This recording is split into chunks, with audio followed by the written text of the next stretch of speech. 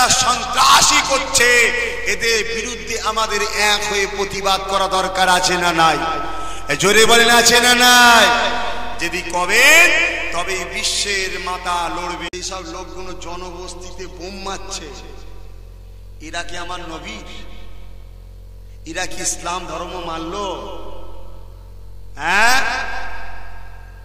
এদের মুখে যত বড়ই দাঁড়িয়ে থাক, যত বড় পীরহান থাক, এরা সব সন্ত্রাসবাদী, এরা জঙ্গি, এরা আমার ইসলামের দুশমন, কোরআনের দুশমন, কোরআনের বেখিলাফ কাজ করে এরা।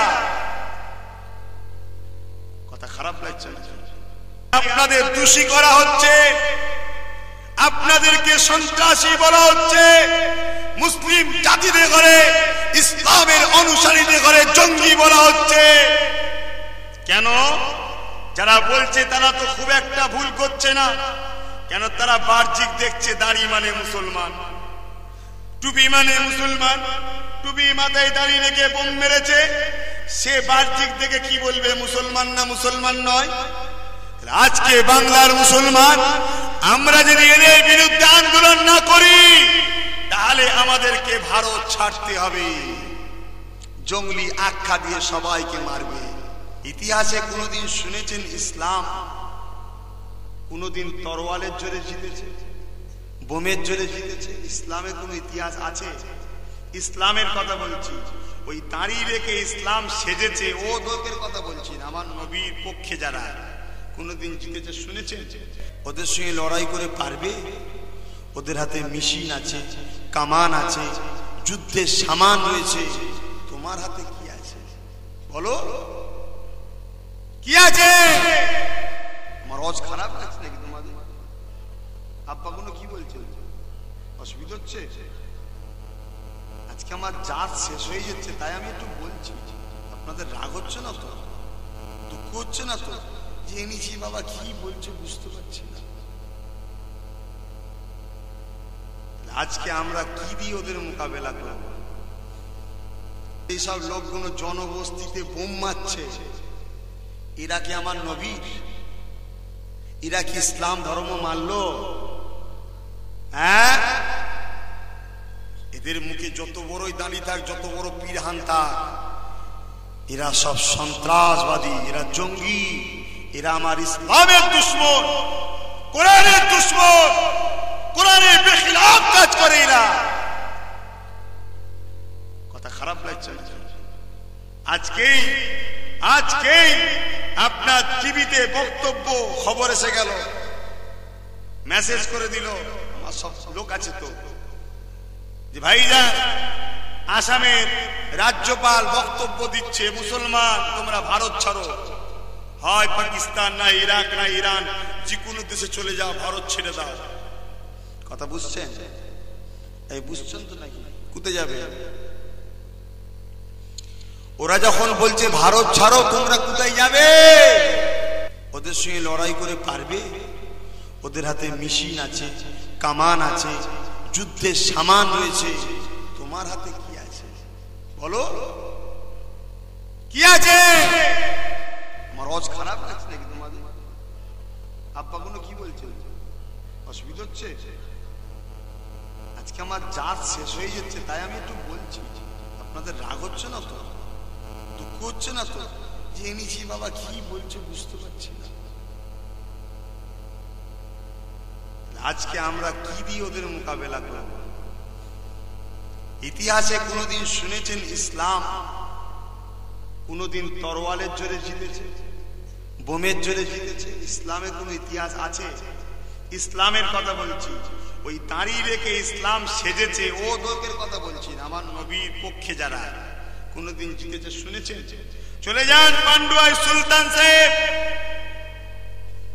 এক জালিম বস্তার বিরুদ্ধে লড়াই করেছিল, তরোয়াল দিয়ে নয়, ঢাল দিয়ে নয়, বোম দিয়ে নয়, সুলতান সাহেব লড়াই করেছিল ঈমানের পাওয়ারে। জোরে বলুন সুবহানাল্লাহ।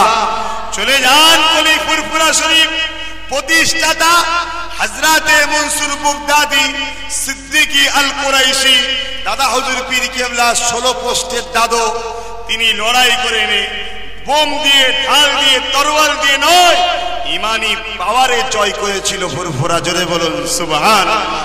চলে যান হিন্দুলি গরিবে নওয়াজ খাজা মঈনুদ্দিনের কাছে চলে যান। তিনি তো একা ভারতে এসেছিল, সারা ভারত তো বেঈমান কাফের ছিল, মূর্তি পূজারী ছিল, সূর্য পূজারী ছিল, কাঠ পূজারী ছিল, এরকম শক্তির পূজা করত। গরিবে নওয়াজ সারা ভারতের বুকে আজকে ইমানের কালেমা প্রচার করে ভারতের বুকে মাথা তুলে দাঁড়ালো একমাত্র ইমানের পাওয়ারে। জোরে বলুন সুবহানাল্লাহ।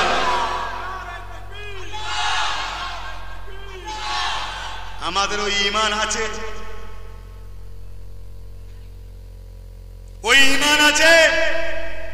যদি ওই ঈমান থাকতো সিরিয়াতে মার খেতে হতো না, ওই ঈমান যদি থাকতো ইরাকে মার খেতে হতো না, ওই ঈমান যদি থাকতো লিবিয়ায় মার খেতে হতো না, ওই ঈমান যদি থাকতো তুরস্কে মার খেতে হতো না। ঈমানটা কি? নবীকে জানের থেকে বেশি ভালোবাসা আছে, নবীর প্রেম।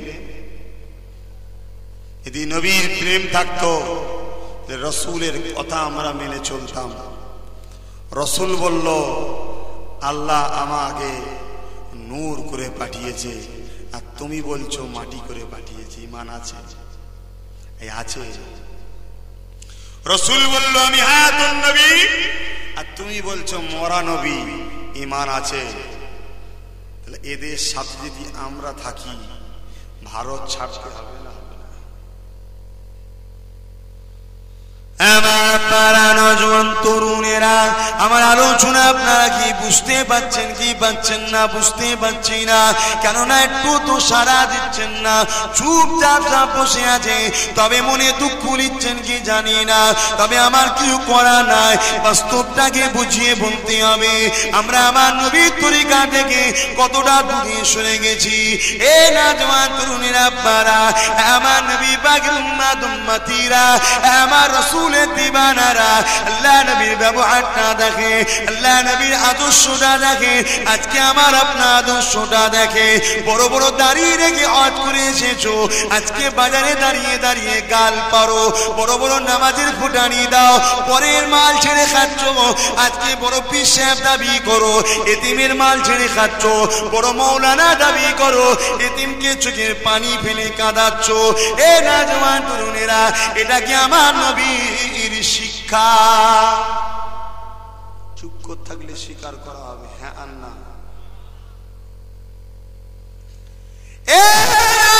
তরুণেরা, ও নবী পাকের উম্মতেরা, আল্লাহ নবী নূর নবী দয়ার নবী কেমন করে মানুষদেরকে মহব্বত করেছিলেন। আল্লাহ নবীর প্রেমেতে সারা পৃথিবীর জমিনে মানুষ পাগল দিবানা হয়ে গেল। মক্কা কাফের আমার নবীর বিরুদ্ধে লেগে গেল, আল্লাহ নবীকে মেরে দেবে। কারণ নবী আমার বলেছে একটাই কথা, এ দুনিয়া মানুষেরা, আল্লাহ ছাড়া কোনো মাবুদ নাই, আল্লাহ ছাড়া কোনো মাবুদ নাই। এই কথাতে বলাতে দেবদেবী 360টা খোদা যারা তৈরি করেছিল তারা আমার নবীর জানের দুশমন হয়ে গেল। ইহুদি নাসারা খ্রিস্টান যারা ছিল আল্লাহ নবীর জানের দুশমনটা হয়ে গেল। আমার আল্লাহ পাক আমার নবী পাককে কি নিয়ামত করেছে। এ নওজওয়ান তরুণেরা, আল্লাহ নবীকে মারার জন্য এমন করে সময় খুঁজতে লাগলো। এক তারিখ আমার নবীর দরবারে একটা লোক এসেছে, গোপনে তরোয়ালটাকে নিয়ে আল্লাহ নবীকে মারবে বলে। আল্লাহ নবী তাকে ঘরে থাকতে দিল, আল্লাহ নবী তাকে মেহমানদারি করলো, তাকে খাওয়ালো, তাকে সুন্দর বিছানা করে দিল, তাকে থাকার ব্যবস্থা করে দিল। কিন্তু সেই লোকটা নিয়েছিল আল্লাহ নবীকে জানে মেরে দেবো, গোপনে তরোয়াল নিয়ে এসেছে। এ নওজওয়ান তরুণী আব্বারা, এমন সময় দেখা যায় ওই মানুষটা তো খেয়েছিল আল্লাহ নবীকে শুকিয়ে রাখার জন্য, শরীরটা খারাপ হয়ে গেল, বিছানা পায়খানাতে নষ্ট করে ফেললো। ওই মানুষটা সকালে পালিয়ে গেল। আল্লাহ নবী নূর নবী দয়া নবী ভোরে বেলা এসে ওই মানুষটাকে যখন খুঁজতে লাগলো, সূর্য উঠার আগে মানুষটা চলে গেছে। আল্লাহ নবী যখন খুঁজতে এলো, নবী আমার দেখতে লাগলে ওই মানুষটা নাই। আল্লাহ নবী বড় আফসোস করতে লাগলো, আরে মানুষটা সারা রাত কতটা না কষ্ট পেয়েছে।